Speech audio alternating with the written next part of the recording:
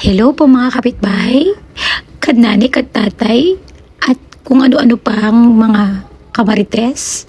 All glory to God, nagsama-sama na naman tayo. Siya may pakapi ako na naghihiwa ako ng bawang, luya, lemon, pangtiko, yung mga nagtitipid dyan.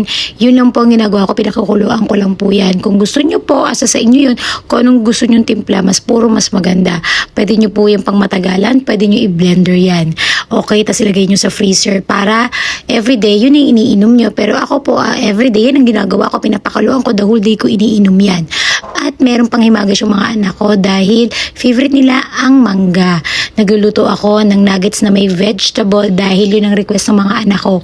Yun ang lutuin. Na-miss nila yun kasi araw-araw naman silang nagluluto ng mga sinigang, adobo, nagsawa na sila. So, nuggets for today ang niluto ng ina nyo.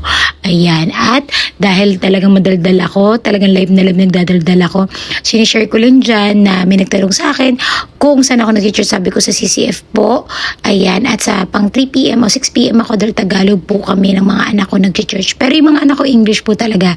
Ako lang po, sa akin sila nag-adjust. Siyempre, nanay ako, you know, nanay, magulang, kailangan sinusunod, ganyan. Ang Bible nila English, ako po Tagalog. Yan, luto na ang vegetable with nuggets ng ninyo. Yes, with mango na pang dessert. Yan, pongga. Ayan, bago kami mag-tennis, kakain muna sila.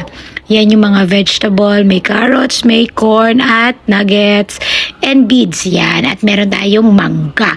Kaya let's go, ayusin na natin ang kanilang table today. Nilagay ko lang muna yung mga manggang yan para maayos pag nasa table na. Kaya ito na, fixing the table para alam nyo kung paano ko siya inaayos. Yan, ganyan.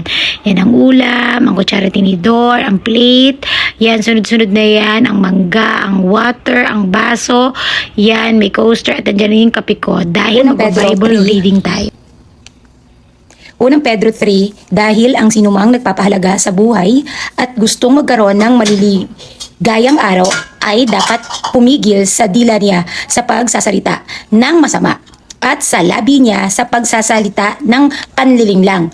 Talikuran niya ang masama at gawin ng mabuti, hanapin niya ang kapayapaan at itugon iyon. Dahil ang mga mata ni Jehovah ay nakatingin sa mga matuwid at ang mga tainga niya ay nakikinig sa kaniya sa kanilang pagsusumamo. Pero si Jehovah ay laban sa mga gumagawa ng masama. Ayan. So, yung unang Pedro 3:10 hanggang 12, yung binasa ko po, 10, 11, and 12, dito po natin nakikita na gumawi tayo, magsalita tayo ng mainam sa kapwa.